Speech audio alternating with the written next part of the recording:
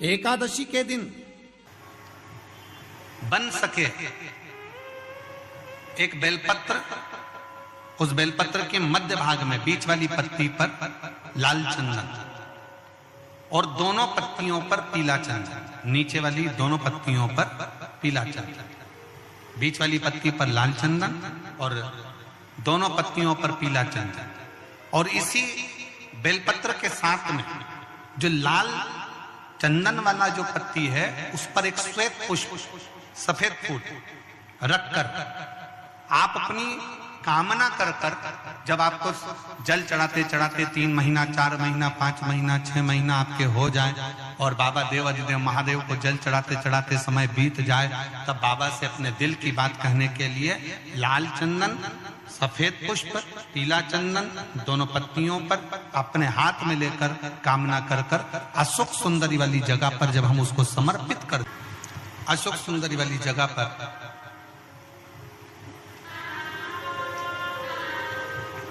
ये शिवलिंग जलाधारी और उसके सामने का जो भाग है उसके मध्य भाग में अशोक सुंदरी का स्थान।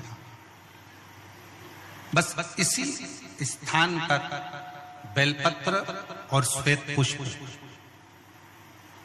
बीच वाली पत्ती पर लाल चंदन, आसपास की पत्तियों पर पीला चंदन और वो शिवलिंग की सम्मुख में जो अशोक सुंदरी का स्थान है वहां समर्पित कर। उस स्थान ये रोज नहीं करना, फिर ध्यान देना, कभी कभी 4-6 महीने निकल जाएं, 8 महीने निकल जाएं, 3 महीने निकल जाएं, 5 महीने निकल जाएं, उस स्थान, और ये हमने एक बार नहीं बताया, इसको पहले भी वर्णन कर सकते। एकादशी के दिन गंगा के जल में मात्र 7 बेलपत्री डालकर जो नंदीश्वर भगवान अर्थात जो शंकर जी के शिवलिंग के सामने नंदी होता है, उस नंदी के चरण पर गंगा का जल चढ़ाकर बेलपत्री शिव पर समर्पित कर देता है, उसके घर में रुपया रुकना चालू हो जाता है। फिर वो गलत जगह पर नहीं जाता, गलत स्थान पर वो धन जाएगा ही नहीं। बेटा अगर व्यसन में पड़ा हुआ है, मदिरा पान में पड़ा हुआ है, मांसाहार में, जुए आदि में जा रहा है, तुम्हें लग रहा है कि मेरा बेटा गलत मार्ग पर जा रहा है, ये मित्र दोस्ती गलत हो रही है, वो सही जगह पर आ जाए तो हो रही है। 30,000 रुपये महीना, 40,000 रुपये महीना कमा कर लेकर भी आ रहा है, कमाई तो आपकी हो रही है। 30-40 हजार रुपये महीना आप कमा रहे हो, 50,000 रुपये महीना, 1 लाख, 2 लाख, 4 लाख रुपए आप कमा भी रहे हो, पर आया और चला गया, उसका क्या करोगे?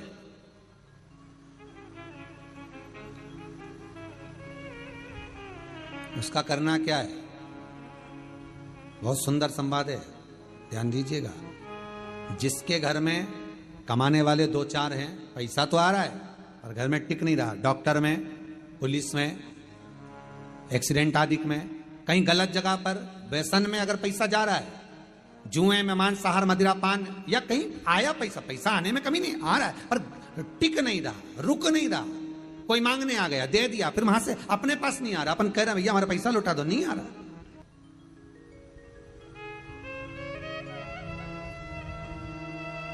करना है एकादशी। कई लोग इसको धन के लिए भी करते हैं, संपदा के लिए, संपदा के लिए अर्थात जिसका व्यापार नहीं चलता, जिसके घर में पैसा नहीं आता, या नौकरी नहीं लग रही, या सर्विस नहीं लग रही, आप अप्लाई कर रहे हो, जगह जगह जाकर इंटरव्यू भी दे रहे हो और पैसा नहीं आता, तो उसके लिए भी प्रयास किया जाता है। पर उसके लिए यहां पर जो धन के लिए करते हैं, उसके लिए विष्णुपदी के लिए करते हैं। मतलब जैसे गंगा के जल में तुलसी के 11 पत्ते डाले जाते हैं। कितने पत्ते डालते हैं? 11 तुलसी के पत्ते डालते हैं, और उसको किसी भी नारायण के मंदिर में, राम कृष्ण शिव, शंकर नहीं, राम कृष्ण भगवान विष्णु, दत्त आदि जितने नारायण के मंदिर हैं, उस मंदिर में किसी भी पात्र में, एक छोटे से पात्र में उसको भरकर रखी आते हैं महाराज, उससे भी जॉब, सर्विस, नौकरी में सफलता प्राप्त हो जाती है। परंतु वो भी एकादशी को ही होता है।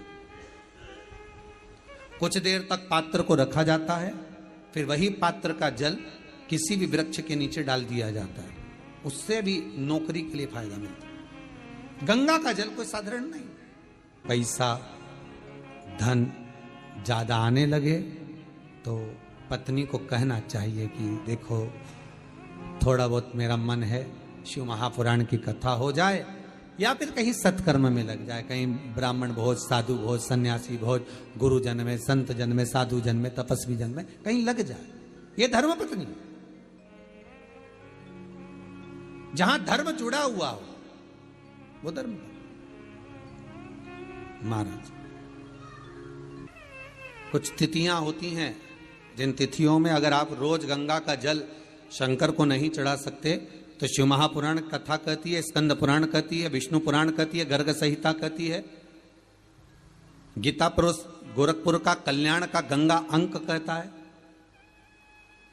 कि कुछ तिथियां भारत की भूमि पर ऐसी वर्णित है जिन तिथियों में भी गंगा का जल हम शिव को अगर एक बूंद भी समर्पित कर रहे हैं, गंगा का जल मात्र एक आधी चम्मच भी, आचमन जितना भी अगर हम शिव को समर्पित कर रहे हैं तो उसका सुख आनंदित है। जैसे पंचमी तिथि, नवमी तिथि, दशमी तिथि, एकादशी, प्रदोष, पूर्णिमा, अमावस्या, ये तिथियां हमारे यहाँ जो दी गई हैं, इन तिथियों में अगर हम गंगा का मात्र थोड़ा सा जल भी अगर जल के पात्र में डालकर गंगा जी का जल थोड़ा सा भी शिव के पास लेकर जा रहे हैं तो ये एक भाव अपने भीतर होना चाहिए कि आप केवल गंगा का जल साधारण शिव मंदिर में समर्पित नहीं कर रहे हो, आप गंगा का जल भले अपने घर से लेकर जा रहे हो और थोड़ा सा भी जल ले जाकर अगर शिव को समर्पित कर रहे हो तो तुम्हारे भीतर यह भाव होना चाहिए कि मैं गंगोत्री से जल भरकर सीधे रामेश्वर में ले जाकर गंगा के जल को समर्पित कर रही हूं। श्रावण के महीने में या अन्य महीने में आप शिव को समर्पित कर रहे हैं, यह आपके भीतर एक भाव उत्पन्न होना चाहिए। एक बात आपको कही थी गुरु महिमा में कि घर से जब निकला करो ना तो भगवान देव अधिदेव महादेव का नाम लेकर श्री शिवाय नमस्तुभ्यम।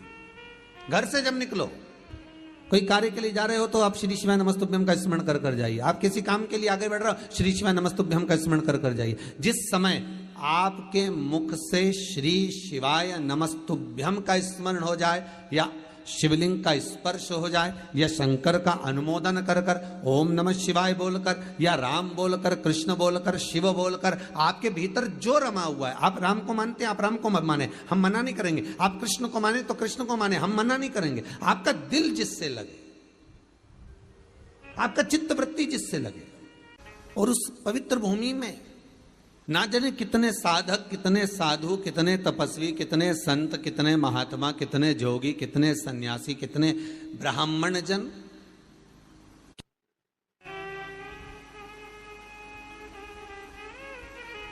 पवित्र भूमि,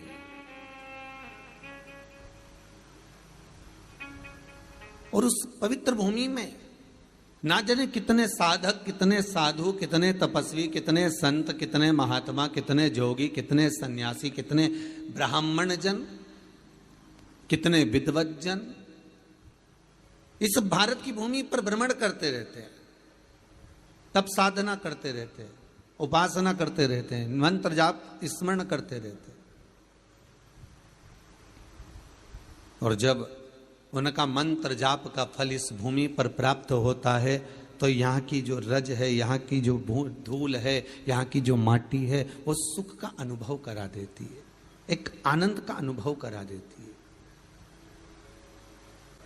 श्री भागीरथ बाबा गंगा जी को लेकर आए,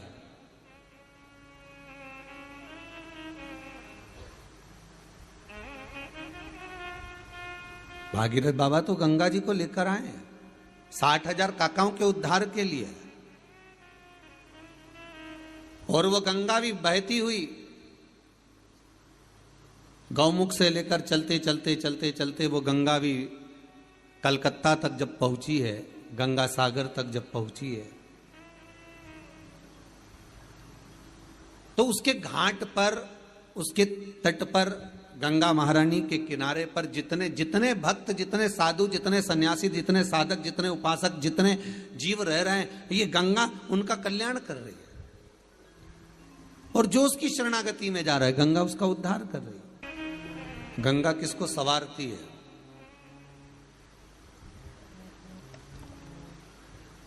किसी ने कहा कि प्राण छूटे और गंगा जी में ले जाकर अस्थियों को छोड़ दो तो गंगा मोक्ष देती है। विष्णु पुराण में, गर्ग संहिता में,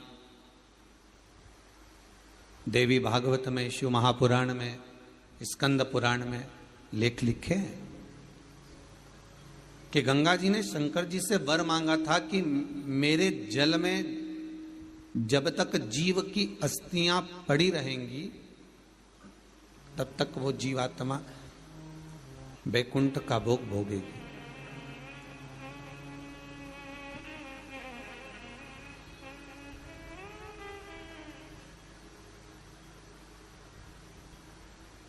पर गंगा जी ने एक बात और कही है, शिव महापुराण में आपने श्रवण करा ना करा, पर एक बात और गंगा जी कह रही हैं कि मैं तार दूंगी, मैं पापी से पापी जीव का उद्धार कर दूंगी, मना नहीं है। वैसे भी तो भारत की भूमि तो पावन पावन नदियां सारी की सारी जितनी भी हैं ये भारत की भूमि पर है, ये भारत माता पर विराजमान है। सारे के सारे पावन तीर्थ इस भारत की भूमि पर विराजमान है।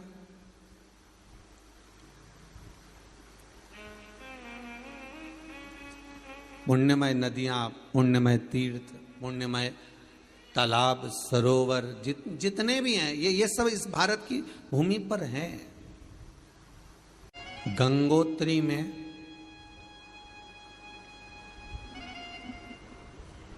आप लोग गए होंगे, कई लोग गंगोत्री, बद्रीनाथ के जो 4 धाम हैं,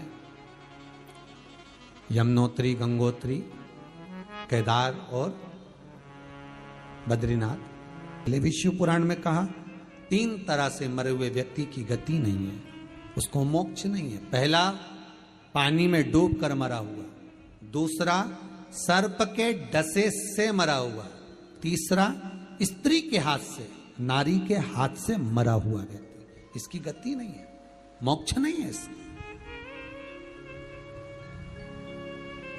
इनकी गति केवल एक है, वो है शिव महापुराण की कथा। अगर कोई पानी में डूबकर मर भी गया है तो उसके परिवार का, उसके कुल का व्यक्ति अगर एक बार शंकर की कथा भले यहां आकर ना सुने, टीवी के सामने भी बैठकर सुन रहा है। एकादशी के दिन शंकर भगवान को चावल का दाना चढ़ाना चाहिए कि नहीं चाहिए? किसी ने पूछा कि चावल का दाना एकादशी पर भगवान शंकर को चढ़ा सकते, चावल का दाना शंकर जी को चढ़ाते क्यों है, पहले तो वो समझ लें। बेलपत्री का तो महत्व आपको बार बार बताया कि बेलपत्री शिव जी को क्यों चढ़ाई जाती है, कहीं रोग के लिए, कहीं बीमारी के लिए, कहीं किस कार्य के लिए, कहीं कोई कार्य के लिए, कहीं कोई कार्य के लिए। चावल का दाना अगर हम शंकर भगवान को चढ़ा रहे तो क्यों चढ़ा रहे हैं, उसका कारण क्या है? चावल का दाना शिव को चढ़ाने का केवल एक कारण रहता है कि चावल को अक्षत कहते हैं। अक्षत का मतलब होता है अक्षय।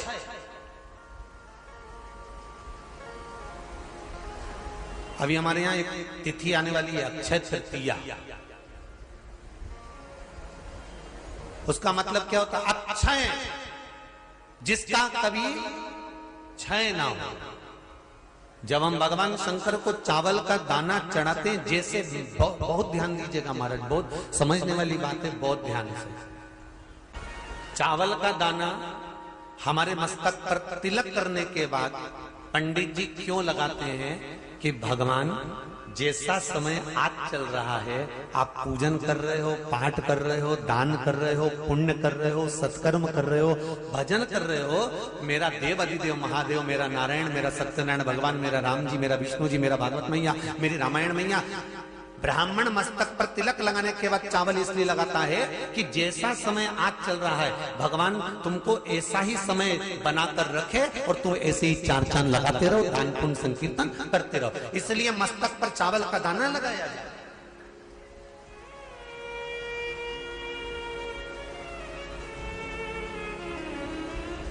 कोई मर जाता है, मरने के बाद जब तक पगड़ी नहीं होती तब तक माथे पर तिलक, चावल का दाना लगाया जाता है। जम के बोलो जरा, नहीं लगाते। किसी पंडित जी से पूछो, ब्राह्मण देवता से पूछो, ब्राह्मण देवता ये कोई मर गया, और हमारा तो नियम है कि हम सिर पे तिलक लगाते हैं, चावल लगाते हैं, या पंडित जी से हम तिलक लगवाते हैं, मंदिर जाते हैं तो मंदिर में जाके तिलक लगवा के हम चावल का दाना लगवाते हैं। क्यों नहीं लगाते? उसका कारण क्या है? जब किसी के मरने के बाद 10 दिन तक, 12 दिन तक मस्तक पर तिलक क्यों नहीं लगाया जाता? 10-12 दिन तक माथे पर तिलक या चावल क्यों नहीं लगाया जाता? उसका कारण है कि ये जो समय आया है, तुम्हारे यहाँ जो गमी हुई है, तुम्हारे यहाँ कोई मर गया है, तुम्हारे यहाँ किसी के प्राण छूट गए हैं, तो ब्राह्मण इसलिए तिलक नहीं लगाता आपको, इसलिए चावल का दाना नहीं लगाता कि ऐसा दिन भगवान अब ना लाए, इसको अमर ना करे, इसको अक्षय ना करे, इसको प्रबल ना करे।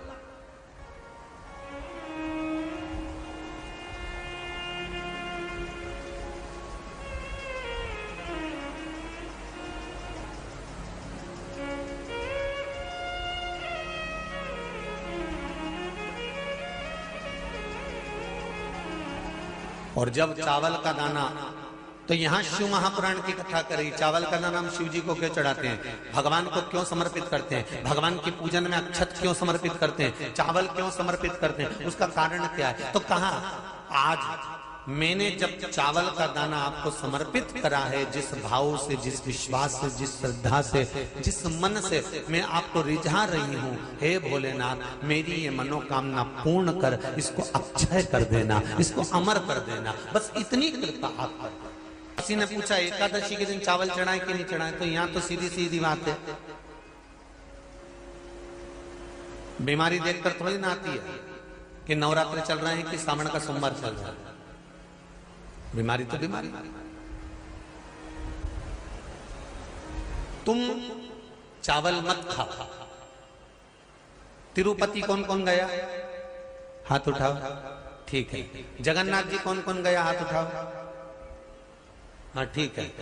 द्वारका जी कौन कौन गया, हाथ उठाओ, ठीक है। बद्रीनाथ कौन कौन गया, हाथ उठाओ, ठीक है। एकादशी के दिन कभी तुम बद्रीनाथ चले जाओ, एकादशी के दिन तुम द्वारका चले जाओ, एकादशी के दिन तुम तिरुपति चले जाओ, एकादशी के दिन तुम जगन्नाथ चले जाओ, एकादशी के दिन तुम्हारी मर्जी पड़े भगवान के किसी धाम में चले जाओ और भगवान को भोग लगाओ और उनकी थाली को झांक कर देखना, उसमें चावल जरूर मिलेगा, उसमें ऐसा नहीं है कि चावल नहीं मिलेगा। बद्री नारायण में भगवान को चावल का भोग लगा हुआ मिलेगा, द्वारका में चावल का भोग लगा हुआ मिलेगा, आपको जगन्नाथ में चावल का भोग लगा हुआ मिलेगा, तिरुपति में मिलेगा, द्वारकाधीश में मिलेगा, नाथू द्वारा में मिलेगा, सांवरिया सेठ में मिलेगा, काकरोली जी में मिलेगा। आप जहां जाओगे वहां पर एकादशी के दिन भगवान को चावल आएगा, क्योंकि भगवान के लिए परहेज नहीं है। जो काम में डूबा हुआ है, जो आसक्ति में डूबा हुआ है, जो लोभ में डूबा हुआ है, जो वासनाओं में डूबा हुआ है, जो तृष्णा में डूबा हुआ है, और जो माता के गर्भ से जन्म लिया, एकादशी के दिन चावल उसको नहीं खाना। अब हमारे यहां तो कहावत में कहते हैं, राम जी की जब स्तुति गाते हैं तो कहते हैं, भय प्रगट, आती है आप लोगों को एक लाइन तो आती होगी, गाओ जरा। भय प्रगट दीन कौशल। अब रामचरितमानस में कहा भय प्रगट कृपाला, प्रगट मतलब एकदम सामने आ गए। यहां लिखा है पेदा भय लाला। अगर तुलसीदास जी लिखते तो जन्म लिया होता राम जी ने, तो तुलसीदास बाबा लिख देते कि पैदा भय, माता के गर्भ से इनका जन्म हो। नहीं नहीं नहीं, यहाँ कहा भय प्रगट कृपाला दीन कौशल्या। यहाँ प्रगट भय। एकादशी के माता पिता कौन है? सबसे पहले एकादशी का व्रत किसने रखा था?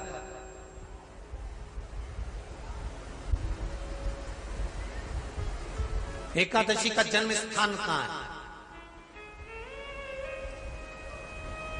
दुनिया के लोग बहुत प्रश्न करते हैं, राम जी अयोध्या में हुए थे, भगवान कृष्ण मथुरा में हुए थे, तो एकादशी कहां हुई थी? तो उसको बताना तो पड़ेगा कहां हुई थी।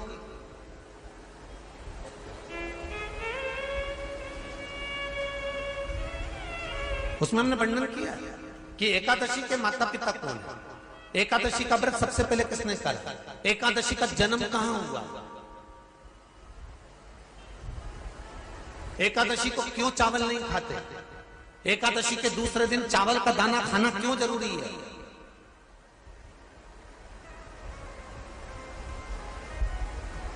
कौन सा तीर्थ है जहां एकादशी को उल्टा लटका दिया?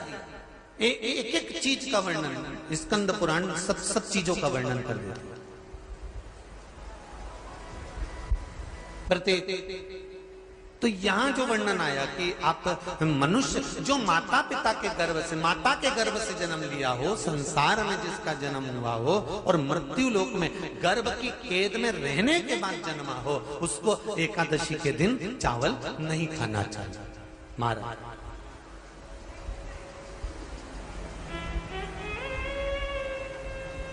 पर यहां शास्त्र ये नहीं कहता कि भगवान को चावल नहीं चढ़ाना चाहिए। यहां शास्त्र कहता है आप शिव जी को चाहे एकादशी हो, चाहे द्वादशी हो, चाहे प्रदोष हो, चाहे पूर्णिमा हो, चाहे अमावस्या हो, चावल का दाना आप भगवान शिव को समर्पित कर सकते हो। और ज्यादा नहीं, शंकर कभी ये नहीं कहते कि मुझे बहुत सारा चढ़ा। शंकर जी की कथा कहती है कितना, मात्र एक चावल का दाना। हम तो उनसे भी कहेंगे जो लोग कहते हैं ना कि हम आज हमारा सावन का महीना है तो आज हमें भगवान को 1.25 लाख बेलपत्र चढ़ाएंगे, तो कोई कहता हम 1000 बेलपत्र चढ़ाएंगे, तो कोई के हम 5000 चढ़ाएंगे, कोई के हम 50,000 चढ़ाएंगे। मेरा निवेदन केवल इतना है, तुम तो एक चढ़ा। और ये भी जरूरी नहीं है एक बेलपत्र भी कब चढ़ाई जाती है शंकर भगवान को, जब तुमने किसी एक बेलपत्र का पेड़ लगाया होगा और वो पेड़ बड़ा हो गया होगा, तब तुम हकदार बनते हो कि किसी के पेड़ की बेलपत्र तोड़कर शिव को चढ़ाई जाए। मान लो कोई व्यापार, कोई दुकान, कोई फैक्ट्री आपकी ठीक नहीं चल रही है, आप ठेला लगा रहे हो, सब्जी की दुकान लगा रहे हो, कोई दुकान खोल कर बैठे हो, कोई फैक्ट्री लगा कर बैठे हो, कोई व्यापार कर रहे हो और उस व्यापार में तुम्हें आनंद नहीं आ रहा, बहुत तकलीफ चल रही है, बहुत तकलीफ, सब कुछ करके देख लिया पर वो तकलीफ मिटी नहीं रही। तो थोड़े दिन, थोड़े समय किसी भी शंकर के मंदिर में बटकेश्वर महादेव के नाम से एक बेलपत्र चढ़ाने का तरीका जरा समझ लेंगे। आप अगर जिस दिशा में खड़े हो, अगर आप शंकर के शिवलिंग के इधर हो तो बेलपत्री का डंडी का मुख आपकी ओर होना चाहिए। आप इधर हो तो डंडी का मुख उधर हो, आप उधर हो तो डंडी का मुख उधर हो, आप इधर हैं तो डंडी का मुख इधर हो। बटकेश्वर महादेव के नाम से शंकर जी के मंदिर में एक बेलपत्री पर डंडी का मुख अपनी ओर होना चाहिए। जो डंडी है इसका मुख अपनी ओर। बटकेश्वर महादेव के नाम से एक बेलपत्र शंकर भगवान को समर्पित करो बटकेश्वर महादेव के नाम से। और बेलपत्र चढ़ाने के बाद में जो लोटे वो 7 बार, लोटे का जल 7 बार से मतलब है अलग से लोटा भरना नहीं है, 7 बार उसी लोटे का जल जब बेलपत्र डंडी समेत समर्पित कर दें, 7 बार उस लोटे के जल को 7 बार बटकेश्वर महादेव का नाम लेकर अपनी मन की कामना कर कर बाबा से विनती करते हुए कि बाबा मेरी ये छोटी सी अर्ज स्वीकार करते, 7 बार उस जल को चढ़ाओ। लगातार कम से कम आप 15 से 20 दिन तक लगातार बटकेश्वर महादेव के नाम से चढ़ाओगे।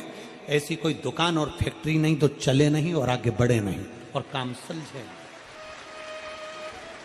बटकेश्वर महादेव, भगवान शंकर का ये नाम, भगवान शिव का ये स्तुति, भगवान शंकर का ये नाम बटकेश्वर महादेव। स्वयं भगवान शंकर ब्रह्मा जी का जब सिर कटकर बड़का पेड़ बन जाता है और उस पेड़ के नीचे, वृक्ष के नीचे शंकर भगवान विराजमान हो जाते हैं, शिव जी उसके नीचे विराजमान हो जाते हैं, उसी का नाम बटकेश्वर महादेव पर। बटकेश्वर, बोल बटकेश्वर महादेव की। शिव जी के मंदिर